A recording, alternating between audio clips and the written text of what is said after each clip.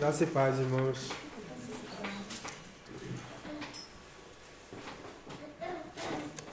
Vamos abrir em Oséias capítulo 6.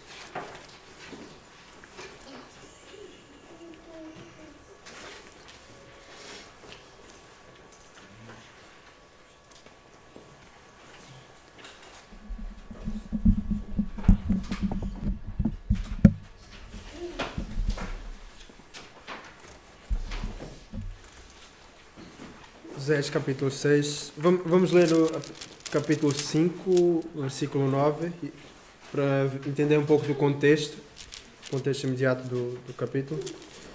E seguimos até o 6, até o final, no versículo 11. Diz assim a palavra do Senhor: Efraim tornar-se-á a assolação no dia do castigo. Entre as tribos de Israel tornei conhecido o que se cumprirá. Os príncipes de Judá são como os que mudam de marcos. Derramarei, pois, o meu furor sobre eles como água. Efraim está oprimido e quebrantado pelo castigo, porque foi do seu agrado andar após a vaidade. Portanto, para Efraim serei como a traça, e para a casa de Judá como a podridão. Quando Efraim viu a sua enfermidade e Judá a sua chaga, subiu Efraim a Síria e se dirigiu ao rei principal que o acudisse. Mas ele não poderá curá-los, nem sarar a sua chaga, porque para Efraim serei como um leão e como um leãozinho para a casa de Judá. Eu mesmo os despedaçarei e ir-me-ei embora, arrebatá-los-ei e não haverá quem os livre. Irei e voltarei para o meu lugar, até que se reconheçam culpados e busquem a minha face. Estando eles angustiados, cedo me buscarão, dizendo: Vinde e tornemos para o Senhor, porque Ele nos despedaçou e nos sarará, fez a ferida e a ligará. Depois de 2 dias nos revigorará e ao 3º dia nos levantará e viveremos diante dele. Conheçamos e prossigamos em conhecer ao Senhor. Como a alva, a sua vinda é certa, e Ele descerá sobre nós como a chuva serôdia que rega a terra. Que te farei, ó Efraim? Que te farei, ó Judá? Porque o vosso amor é como a nuvem da manhã e como o orvalho da madrugada que cedo passa. Por isso os abati por meio dos profetas, pela palavra da minha boca os matei. E os meus juízos sairão como a luz. Pois misericórdia quero e não sacrifício, e o conhecimento de Deus mais do que holocaustos. Mas eles transgrediram a aliança como Adão. Eles portaram alevosamente contra mim. Gileade é a cidade dos que praticam a injustiça, manchada de sangue. Como hordas de salteadores que espreitam alguém, assim é a companhia dos sacerdotes, pois matam no caminho para Siquém, praticam abominações. Vejo uma coisa horrenda na casa de Israel. Ali está a prostituição de Efraim. Israel está contaminado. Também tu, ó Judá, serás ceifado. Senhor nosso Deus, a tua palavra foi lida. Eu peço a tua direção agora, para que eu fale o que vem de ti. Eu peço que dês ouvidos atentos à tua igreja, para sermos confrontados, ó Pai, penetrados por essa espada cortante que é a tua palavra, para que reconheçamos, ó Pai, que essa é a tua palavra de fato e que ela faça o efeito de vida em nós, ó Deus. Em nome de Jesus. Amém. O livro de Oséias foi escrito, conforme o capítulo 1, versículo 1, na época dos reis Uzias, Jotão, Acás e Ezequias, reis de Judá, e na época de Jeroboão II, rei de Israel. Jeroboão II, não sei se lembram, há algum tempo nós falamos sobre ele no contexto do livro de Jonas. Então foi mais ou menos nessa mesma época.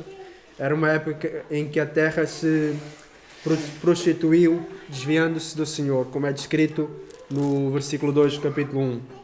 Podem ler mais sobre essa época no livro de 2 Reis, a partir do capítulo 14, começa com a história de Jeroboão e depois dos outros reis de Judá também.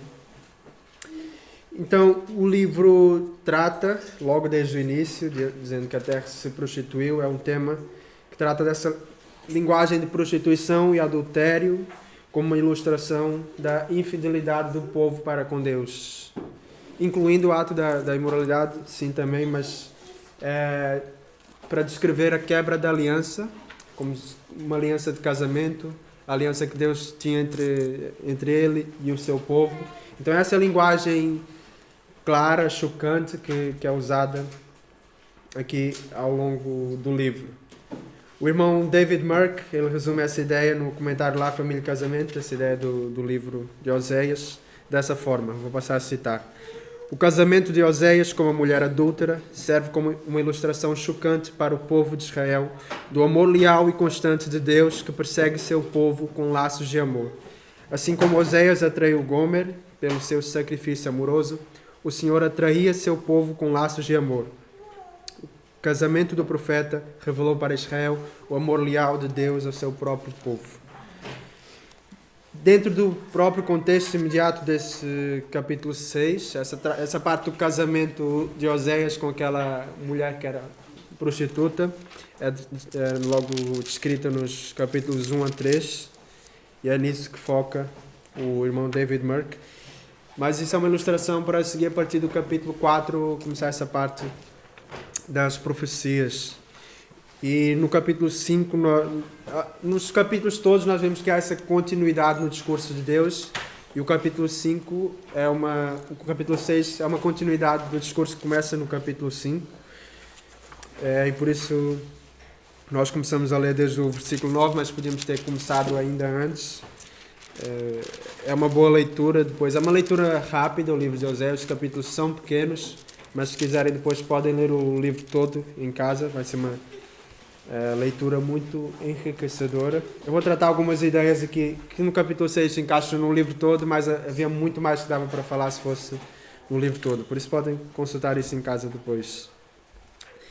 Nesses versículos finais, então, que nós lemos, Deus se coloca contra o seu povo para castigá-lo pelos seus pecados. E nós vemos que a reação inicial de Israel é buscar ajuda na Síria, na força humana, no poderio militar, mas Deus os despedaça e vai embora, deixando-os desamparados, na linguagem do versículo 14. E o versículo 15 mostra a intenção de Deus com tudo isso, com esse castigo para com o seu povo. Não era apenas puni-lo, era também isso, mas diz o versículo 15: irei e voltarei para o meu lugar, até que se reconheçam culpados e busquem a minha face. Estando eles angustiados, cedo me buscarão, dizendo... E assim começa o capítulo 6. E com base nessas ideias principais que nós vemos no capítulo 6, eu quero resumir a grande ideia, a ideia principal desse capítulo dessa forma. Deus não se deixa enganar por palavras ou rituais, mas espera de nós um arrependimento genuíno e uma devoção sincera a Ele.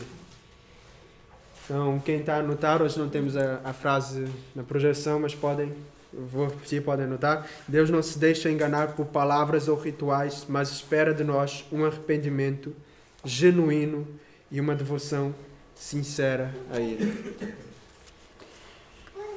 Logo nos versículos 1 a 3, começa então, há uma mudança no sujeito do discurso.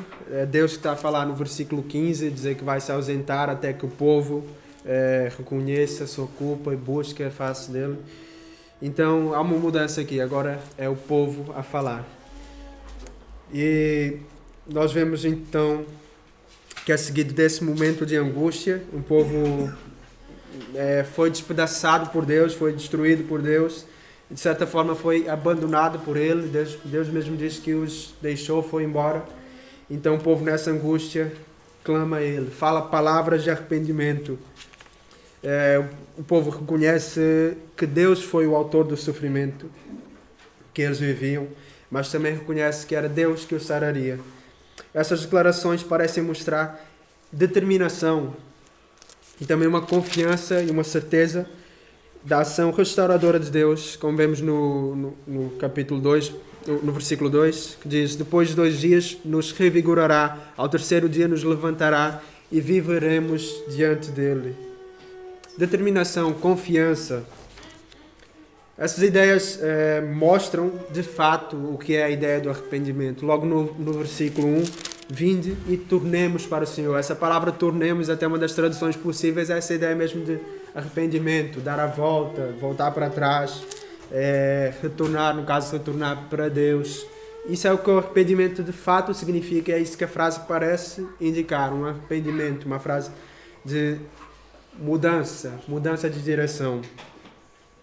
Mostra também um chamado e um compromisso duradouro de conhecer e prosseguir em conhecer a Deus. Daí a ideia de algo ser duradouro, conhecer e prosseguir em conhecer ao Senhor, no versículo 3. E uma certeza de que Deus voltaria para eles. Como diz, como a alva, a sua vinda é certa. E Ele descerá sobre nós como a chuva serôdia que rega a terra. São linguagens, todo dia o sol nasce, todo dia isso acontece. Dessa forma, como temos certeza que isso vai acontecer, temos certeza também que Deus vai retornar para nós. Todo esse discurso é um discurso muito bonito, e é muito emocionante de se ler.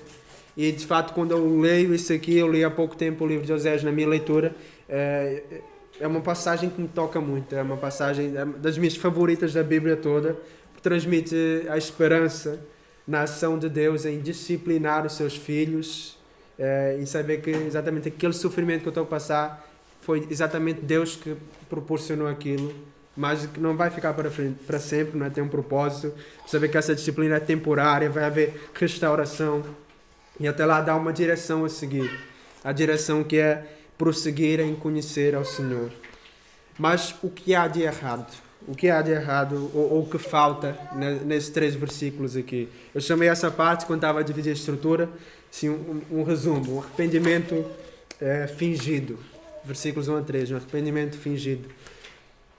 Por que eu chamei isso de arrependimento fingido?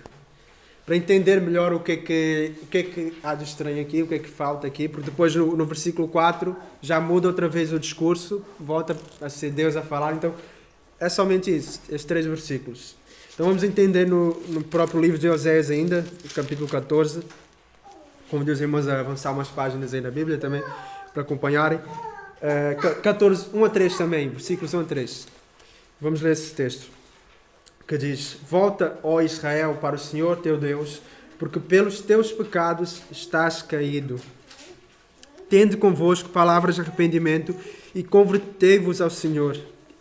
Dizei-lhe: perdoa toda a iniquidade, aceita o que é bom, e em vez de novilhos, os sacrifícios dos nossos lábios. A Assíria já não nos salvará, não iremos montados em cavalos, e não mais iremos à obra das nossas mãos. Tu és o nosso Deus. Por ti, o órfão alcançará a misericórdia. A primeira grande diferença que eu noto aqui entre 1 a 3 do 14, que nós lemos agora, e o versículos 1 a 3 do capítulo 6, que nós estávamos, né? É que o primeiro é logo uma fala de Israel para Deus, e esse último é um chamado de Deus, mostrando como o povo deveria se arrepender. Aqui é o próprio Deus que se coloca agora, o povo deveria falar dessa forma. O chamado de Deus, então, para o povo se arrepender. E agora, a diferença principal que eu noto aqui, em que destaca porque que aquele arrependimento foi fingido e esse, que era o que Deus esperava, foi verdadeiro. E essa diferença faz toda a diferença, de fato. Começa logo no início, porque pelos teus pecados estás caído. Há uma menção ao pecado. Voltando a ler os versículos 1 a 13, agora comparando com os versículos 1 a 3 do 6 e comparando com esse que nós lemos agora, nós não vemos menção ao pecado. Não há confissão de pecados, o povo não confessa. Há um reconhecimento, sim, da ação de Deus no sofrimento deles, mas não há reconhecimento do motivo porque eles estavam a ser disciplinados. Havia palavras bonitas, havia ideias bonitas, havia uma boa teologia até por trás da soberania de Deus sobre todas as circunstâncias, né? já é um grande passo, ok? Muita gente acha que o sofrimento é do acaso, que Deus é muito bom e nunca vai permitir o sofrimento. Não, aqui é uma boa teologia. Eles sabiam que era Deus que estava por trás daquela ação de disciplina, de sofrimento, de castigo que eles estavam a passar. Mas falta uma coisa, falta reconhecimento de pecado. Era uma boa teologia, eram boas palavras, mas não havia nada de prático. O povo não reconheceu de que forma havia pecado contra Deus, nem levavam em conta que Deus sabia de todos os seus pecados, como também é enfatizado no capítulo 7, versículo 2, que diz: não dizem no seu coração que eu me lembro de toda a sua maldade, agora pois os seus próprios feitos o cercam, acham-se diante da minha face. Então os pecados do povo estavam diante da face de Deus, todas as obras do povo, e o povo não tinha isso em conta, não dizia isso no coração, não reconheciam que Deus sabia de toda a sua maldade. Então há uma grande falha aqui. Então, se eles não reconheciam os pecados, por que eles estavam a sofrer? Será que eles achavam que era só um capricho de Deus? Olha, vou enviar aqui um castigo para vocês. Será que eles sabiam de fato por que eles estavam a ser castigados? Por que eles estavam a ser disciplinados? No capítulo 14, pelo contrário, há um reconhecimento de que eles pecaram, há um pedido de perdão. E embora não haja aquele chamado bonito, que é teórico no fundo também, sobre voltar para Deus, não é? Aquela palavra do arrependimento, a ideia do arrependimento, sobre conhecer a Deus, são coisas bonitas, ok? Não há menção disso no 14, mas há ações práticas que o povo deveria mudar e que mostraria que de fato eles estavam a crescer em conhecer a Deus. Para o povo de Israel, esse arrependimento significava deixar de buscar socorro na Assíria, no poderio militar, na força humana, deixar de lado a idolatria, não é? Não dizer mais para as obras das nossas mãos, tu és o nosso Deus. Então havia atitudes práticas que mostravam de fato, enquanto no outro texto havia simplesmente a menção da ideia, mas não havia nada de prático, não havia mudança nenhuma. É essa atitude de Israel, lembrando que a atitude de Israel foi de fato descrita aqui no capítulo 6 e não no 14. O 14 era algo que Deus esperava. É uma ilustração do que é que Deus diz mais atrás, no capítulo 4, versículo 6. É um texto muito conhecido. O meu povo está sendo destruído porque lhe falta o conhecimento. O povo não tinha de fato conhecimento de Deus, tinha ideias soltas, ideias bonitas até, ideias até certas, mas não tinha conhecimento de Deus, não sabia o que era, o que é que significava conhecer a Deus, e por isso eram cegos quanto à sua própria condição espiritual miserável em que eles estavam. Até mesmo esse arrependimento era algo fingido, hipócrita, e Deus sabia disso. Eram só palavras, eles não reconheciam quão mal eles estavam, quão miseráveis eles estavam, não reconheciam a gravidade do seu pecado. E Deus mesmo testifica isso, capítulo 7, versículo 14. Não clamam a mim de coração, mas dão uivos nas suas camas. Eram rituais, não era de coração aquilo, não era sincero. Para o trigo e para o vinho se ajuntam, mas contra mim se rebelam. Então, que clamam a Deus, mas na verdade estão a se rebelar contra Ele. Então, essa era a triste realidade do povo de Israel, descrita nisso. E Deus responde a isso. Volta no capítulo versículo 4, capítulo 6, versículos 4 a 11, e depois continua ao longo do livro. Deus volta ao seu discurso outra vez. Deus começa por responder a esse arrependimento fingido, confrontando o povo por causa da sua inconstância. Porque o vosso amor é como a nuvem da manhã e como o orvalho da madrugada que cedo passa. É assim que Deus trata disso logo, diretamente. A confrontação de Deus, versículos 4 a 11. Deus confronta o seu povo. Lembra Israel dessa inconstância deles, de como era fraco, de como era passageiro esse arrependimento, essas palavras. O povo de Israel, de fato, tinha um longo histórico de inconstância, de infidelidade para com Deus. Nós vemos isso ao longo do Antigo Testamento, mas de uma forma bem clara mesmo, bem explícita no livro de Juízes. logo nos primeiros capítulos, resumido, e depois ali ao longo do livro todo, nós vemos essa ideia, um ciclo, né? O povo peca, se afasta de Deus, abandona Deus, vai para a idolatria. Deus envia a disciplina, entrega eles a outros povos, a povos inimigos. Eles ficam angustiados, começam a passar fome, sofrimento, tudo mais. Deus envia um libertador, Deus tem misericórdia, tem compaixão, envia um libertador para o povo. Quando um libertador está lá a reinar, a julgar o povo, no caso não era o rei, quando ele estava a julgar o povo parece que se comportava, no fundo. Não havia de fato uma mudança, mas eles ficavam ali comportados. Logo que o libertador morria, eles voltavam para todas as práticas pecaminosas e ainda pior. Depois eram de novo disciplinados e depois Deus enviava, eles clamavam a Deus outra vez, Deus enviava outra vez um libertador, ficavam sossegados, depois o libertador morria e voltavam outra vez. Era um ciclo que nós vemos isso muito claro, essa inconstância, e é uma ilustração aqui do que Deus acabou de dizer, que o vosso amor é como a nuvem da manhã, como o orvalho da madrugada, que logo que cedo passa. Em 2:19, Juízes 2:19, é dito que eles nada deixavam das suas obras, nem da obstinação dos seus caminhos. Mesmo quando se voltavam para Deus, era superficial e passageiro, e tantos anos haviam se passado, e geração após geração, o povo continuava igual. Deus diz então o que ele fez. Ele enviou profetas para alertar o povo, para trazer a palavra de Deus. E a linguagem do versículo 5 é até mais pesada, né? Diz: por isso os abati por meio dos profetas, pela palavra da minha boca os matei, e os juízos sairão como a luz. Essa ideia lembra uma descrição de Jesus em Apocalipse 19:15, que diz: sai da sua boca uma espada afiada, para com ela ferir as nações, e ele mesmo as regerá com cetro de ferro, e pessoalmente pisa o lagar do vinho do furor da ira do Deus Todo-Poderoso.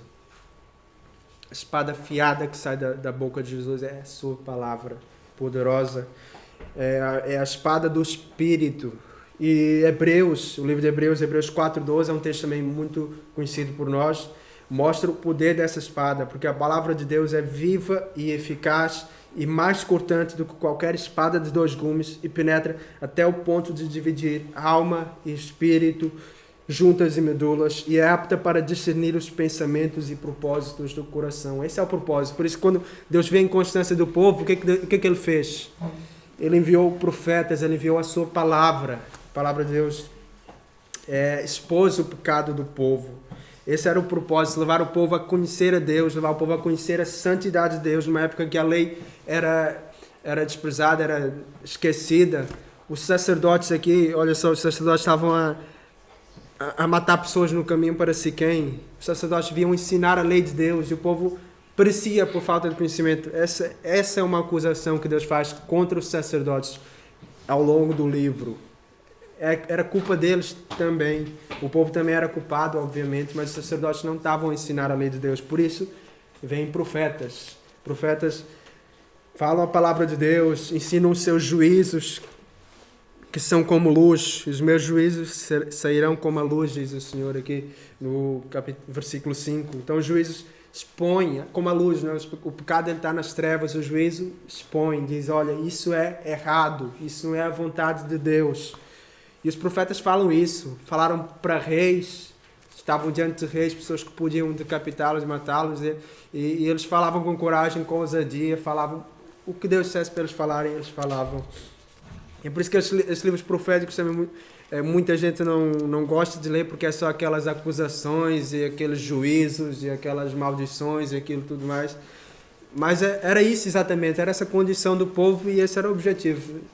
Mostrar, trazer à luz o que é que o povo era de fato, o que é que eles estavam a fazer de fato. Então, Deus queria de fato mostrar isso, mas o objetivo dele é bem claro, era conduzir o povo ao arrependimento. Deus descreve essa ideia ao longo da Bíblia, ao longo dos vários profetas, que a ideia com isso de Deus dizer: olha, se vocês não fizerem isso, vocês vão ser destruídos e tudo mais. era de fato que o povo se arrependesse. Se o povo se arrependesse, o juízo não viria. Mas para o arrependimento é preciso conhecimento do pecado.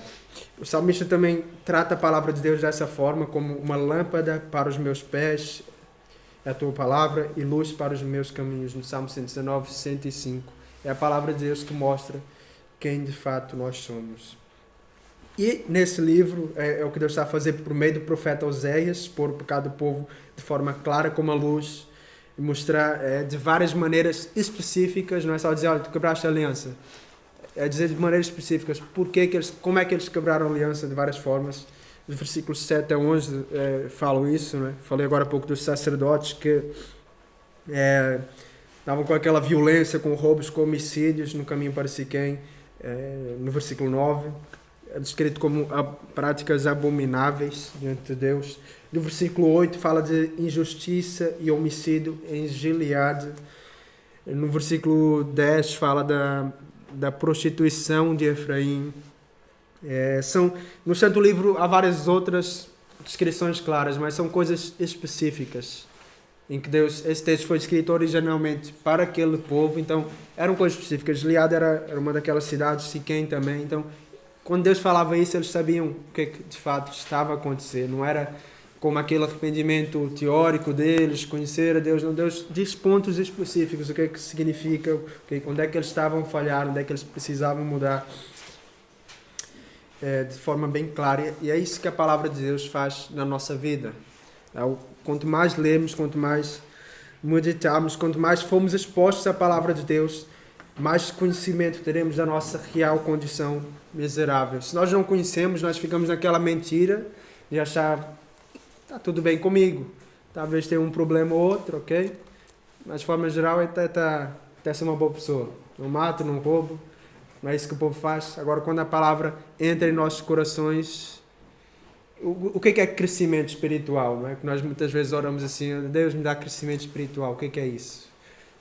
Eu mesmo muitas vezes fazia essa oração quando era criança sem entender, eu queria crescer espiritualmente. De fato, Deus tem trazido crescimento espiritual, mas é de uma forma, não era o que eu estava esperando, não é? É conhecer a palavra, é crises, porque quando eu conheço a palavra, eu conheço, estou a descobrir quem eu sou de fato, estou a descobrir os meus erros, os meus pecados, estou a ver a santidade de Deus e estou a ver quão distante eu estou dessa santidade. Porque quanto mais nós conhecemos a Deus, mais nós conhecemos a nós mesmos de fato. Essa é a única maneira de verdadeiramente conhecermos a nós mesmos. Não é olhar para psicologias ou olhar para qualquer ciência ou qualquer coisa humana, porque eles vão sempre falhar, nunca vão só para a superfície, nunca vão lá para baixo, nunca vão profundo. É só a palavra de Deus que penetra até o fundo, vai mostrar quanta maldade, o quão profundo o pecado afetou o nosso coração, o nosso ser. E essas coisas foram escritas, de fato, para a nossa advertência também. Como é descrito no Novo Testamento, tudo isso que foi escrito aqui para trás, essas histórias, esses profetas, tudo isso foi escrito para também nos trazer à luz quem nós somos, para não cairmos no mesmo erro que eles. Mas nós somos seres humanos, partilhamos o mesmo problema que o povo de Israel, que é um problema do coração, um problema da natureza pecaminosa. Então, é fácil ler isso e acusar o povo, dizer como é que eles não mudam, como é que eles, desde aquele tempo dos juízes, até antes ainda no deserto, eles tinham essa inconstância. No deserto eles viam o poder de Deus ali de forma bem clara e logo a seguir estavam a murmurar e a duvidar de Deus. Como é que eles são tão cegos? Mas e nós, irmãos? E nós? O que é que faremos com essa palavra quando chegarmos em casa? Eu vou falar por mim, quantas vezes eu escuto a palavra de Deus no domingo, sou confrontado ali no momento, vem aquela tristeza, às vezes até lágrimas e choro. Quando eu leio a palavra pela manhã, leio o princípio bíblico, conheço a vontade de Deus naquele momento, sinto-me tocado e logo a seguir ajo de forma diferente. Às vezes é no domingo à noite, às vezes é na segunda, às vezes é na quarta, ao longo da semana. Quantas vezes eu tenho sido confrontado pela minha inconstância, né? De formas práticas na minha vida, mas por que isso acontece? Por que a tendência é sempre voltar para o mesmo caminho, aquele arrependimento emocional muitas vezes, há lágrimas, mas volta ao pecado outra vez, há palavras bonitas, mas volta para o mesmo erro depois. Quantas vezes nós começamos ali a adorar a Deus pela manhã, parece super espiritual, parece que estamos naquele auge, e depois logo a seguir vem uma pequena provação, uma pequena coisa, e logo deixamos de agir em amor com alguém, deixamos de agir com misericórdia com alguém, começamos a agir de forma completamente contrária à vontade de Deus, a que acabamos de ler. Ou quando alguém vem e mostra um erro e me confronta, eu aceito, ok, mas depois volto para o mesmo erro outra vez. Ou ainda pior, quando mais parecido ainda com o povo de Israel, quando Deus disciplina. Quando Deus disciplina, eu estou no sofrimento, eu clamo a Deus, confesso meus pecados, até clamo a Deus, Ele tira a disciplina, mas depois o tempo passa e eu volto para aquele mesmo erro. E parece que a disciplina de Deus não fez efeito nenhum. Estou a contar situações da minha vida, mas eu creio que todos os irmãos, todos nós lidamos em níveis diferentes. Alguns já estão mais treinados do que outros, mas em níveis diferentes lutamos com esse grave pecado da inconstância. E é algo que está muito ligado com essa ideia do falso arrependimento. É algo que o Espírito Santo muitas vezes tem também me confrontado, tem trazido à memória esse versículo 4, aplicando na minha vida.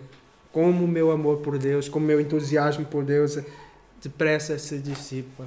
Às vezes eu estou aqui no culto, estou a louvar um cântico que toca na minha alma e depois tudo se dissipa. Ao longo da semana vem provações, vem trabalho, vem muita coisa.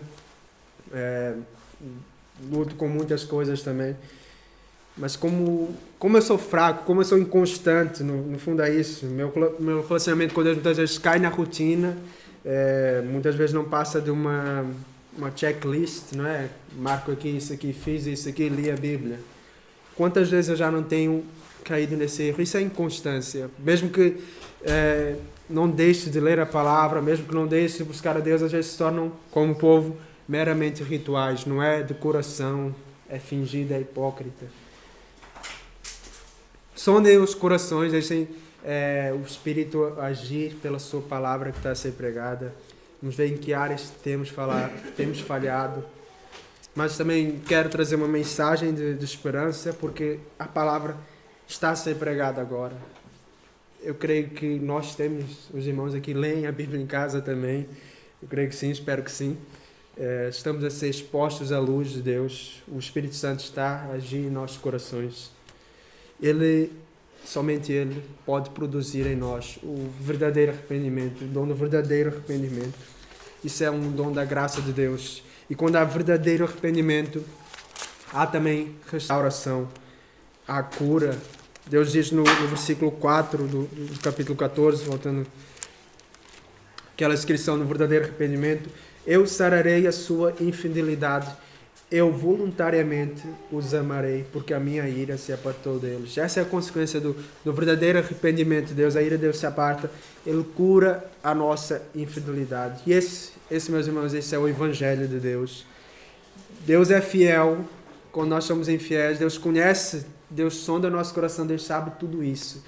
Ele está a falar que está a acusar o povo, está a confrontar o povo de todos os seus pecados, mas Ele ama o povo. Ele diz essa linguagem no versículo 1 do capítulo 3, quando ele fala para Oséias ir e voltar e resgatar a sua mulher, que era adúltera. Deus diz: vai outra vez, ama uma mulher amada de seu amigo e adúltera, como o Senhor ama os filhos de Israel, embora eles olhem para outros deuses e amem os bolos de passas, que eram coisas ligadas à idolatria naquele tempo. Mas esse é o amor de Deus. Ele continua a amar, Ele faz isso porque Ele nos ama de fato. Ele confronta os nossos pecados e Ele é fiel, e pela sua fidelidade Ele nos suporta e tem sido paciente conosco para que cheguemos também ao verdadeiro arrependimento. Ele dá um novo coração, Ele dá graça diária para amá-lo e nos capacita a sermos fiéis. Enquanto estamos nesse corpo, é claro que isso é uma forma progressiva, ainda vai haver momentos constantes de sermos confrontados em quão fraco nós somos, né? Parece que não temos nenhuma força de vontade constante o suficiente. Ficamos constantemente enganados, achamos, olha, parece que eu estou naquele momento alto e vai sempre ser assim, agora vou sempre ser fiel a Deus. Depois vai tudo por água abaixo. Deus sabe das nossas lutas, isso é algo progressivo, crescer em constância é possível sim. Mas em breve aquele que, por quem nós esperamos, por quem nós tanto ansiamos, ele em breve virá. E quando nós o vermos, é o que a palavra promete, nós seremos semelhantes a ele. Transformados num piscar de olhos, toda essa nossa fraqueza, a nossa infidelidade, a nossa inconstância, tudo isso vai embora. Deus vai nos curar, vai nos restaurar plenamente nesse momento. As nossas fraquezas vão chegar ao fim. E para todo aquele que crê no Senhor Jesus, essa é a nossa esperança. É a esperança que nos faz olhar para Ele, Jesus, o Filho de Deus, o homem que veio para a terra como homem e viveu sempre perfeito. Ele nunca foi inconstante. Ele sempre fez a vontade de Deus. Não eram momentos de altos e baixos. Ele sempre fez aquilo que agrada a Deus. Nunca pecou. E apesar de nossas falhas, pela fé, nós podemos ter certeza de que essa justiça de Cristo, essa vida perfeita dele, essa constância dele em fazer a vontade de Deus, é nos imputada a nós também. E por causa de Cristo, Deus olha para nós com favor. Essa é a mensagem do Evangelho. Essa é a mensagem da cruz.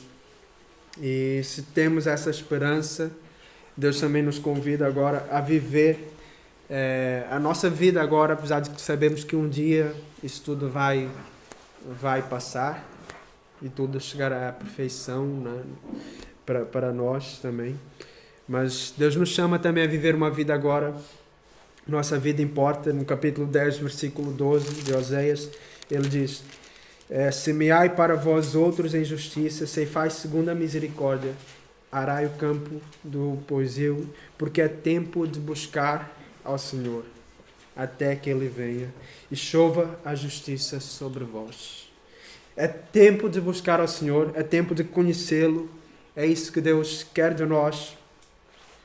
Versículo 6, que Jesus também cita, pois misericórdia quero e não sacrifício, e o conhecimento de Deus mais do que holocaustos. Deus quer de nós uma vida de devoção sincera a Ele, enquanto buscamos conhecê-lo cada vez mais, enquanto estamos aqui nessa vida. Vamos abrir o nosso coração para Ele, vamos ser francos com Ele, expor as nossas fraquezas, confessar nossos pecados, clamar a Ele, sabendo como Paulo que, embora ainda não tenhamos chegado lá naquela perfeição, nós prosseguimos para lá, prosseguimos para aquele alvo, mesmo que constantemente sejamos confrontados com nossas fraquezas. Não vale a pena ocultar isso, porque de Deus nada se pode ocultar. Temos que confiar plenamente na graça dEle, na misericórdia dEle, no caráter dEle. Vamos expor tudo isso a Ele. Vamos também conhecer a vontade de Deus, procurar conhecer aquilo que agrada a Ele, fazer aquilo que lhe deixa feliz, essa é a linguagem de agradar, que lhe dá prazer.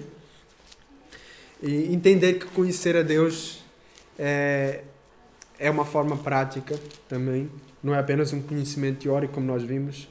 Em Jeremias 22:16, Deus reforça essa ideia. Deus dá o exemplo do rei Josias, que foi fiel aos mandamentos de Deus. Ele diz: julgou a causa do aflito e do necessitado, por isso tudo lhe ia bem. Porventura, não é isso conhecer-me? Porventura, não é isso conhecer-me? Conhecer a Deus era, para aquele rei, significava colocar em prática o juízo e a justiça. Ou seja, tem um impacto direto na forma como nós nos relacionamos uns com os outros, como nós amamos o próximo. Porque como nós vamos amar, como nós podemos dizer que amamos a um Deus que não vemos, se não amamos o nosso próximo a quem nós vemos, essa é a linguagem bíblica também. Então, conhecer a Deus, irmãos, significa sim estudar, ler a Bíblia, estudar os atributos de Deus, saber o seu caráter, saber que Ele é fiel, saber que Ele é santo, saber que Ele é misericordioso, saber que todos os atributos de Deus, ok? Significa tudo isso, mas tem que ter uma implicação na nossa vida. Não nos enganemos a nós mesmos. Será que de fato conhecemos a Deus ou não? No dia do juízo não vai contar tudo que nós sabemos teoricamente. Há muitos teólogos que estudaram a Bíblia toda e não têm relacionamento nenhum com Deus, não conhecem. Deus vai chegar para eles no dia do juízo e vai dizer: apartem-se de mim que eu nunca vos conheci. E eles vão dizer, talvez vão dizer: olha, eu li a Bíblia toda, eu sabia de tudo. Por que será? Israel achava que conhecia Deus. No versículo 2, capítulo 8, diz: a mim me invocam, nosso Deus, nós, Israel, te conhecemos. Olha só o que Israel diz para Deus: nós, Israel, te conhecemos. Eles achavam, e Deus disse: não, vocês não me conhecem. O povo parece por falta de conhecimento. E, no entanto, o povo enganava-se a si próprio, achava que o conheciam, mas as suas ações mostravam o contrário. E o que é que as nossas ações têm mostrado? Mostram que conhecemos a Deus, que temos pelo menos crescido em conhecer a Deus, porque também não é uma coisa só de conhecer ou não conhecer. Há mandamentos, o texto final que eu vou ler trata disso, é crescer. Será que temos crescido nessa direção de conhecer a Deus? O que é que nossas ações mostram de fato? Não é o que a minha mente acha, o que é que o meu coração me faz pensar. É o que é na prática, como é que é a minha vida é na prática, o que é que isso tem mostrado. Há pouco nós cantamos, não é, aquela música: não existe nada melhor do que ser amigo de Deus. É fácil eu dizer isso: olha, eu sou amigo de Deus. É fácil eu dizer isso com a minha boca. Mas Deus que não mente, será que Ele diria o mesmo? Será que Ele dizia: o Dário é meu amigo? Ou Ele vai dizer: aparta-se de mim que eu nunca te conheci? É um chamado sério, é a coisa que nós menos queremos ouvir.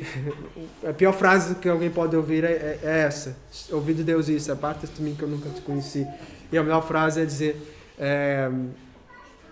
já não nos temos chamado servos, mas amigos, né? Como Jesus disse aos seus discípulos. É isso que nós queremos ouvir de Deus, de fato. Se Deus nos chama amigos, como Deus tratava Abraão, meu amigo. É isso que nós queremos ouvir de Deus: servo bom e fiel. E Jesus disse, não é? Vós sois meus amigos se fazeis o que vos mando. Se nós continuarmos a perseverar em crer nele, em buscar conhecer a sua vontade, e levar nossas fraquezas, confiar no caráter dele. Meus irmãos, eu sei que nada disso é novo para nós. Nós conhecemos o Evangelho tem sido pregado aqui domingo a domingo. Nós sabemos que não é pela nossa justiça própria, não é pelo nosso desempenho. Eu tenho falado de ações aqui, mas não é pelo nosso desempenho naquilo que fazemos mais ou menos. Mas onde é que está o nosso coração, de fato? Onde é que está o nosso coração? E se de fato nosso coração tem sido transformado, isso vai refletir, sim, na obediência a Deus. Temos procurado crescer em conhecer e obedecer à vontade de Deus. Antes, crescei na graça e no conhecimento do nosso Senhor e Salvador Jesus Cristo. A Ele seja a glória tanto agora como no dia eterno. 2 Pedro 3,18, último versículo da última epístola de Pedro. É essa a exortação: crescei na graça e no conhecimento do Senhor Jesus. E é assim que eu também termino com essa exortação para nós. E vamos cantar agora um cântico que fala sobre a fidelidade de Deus.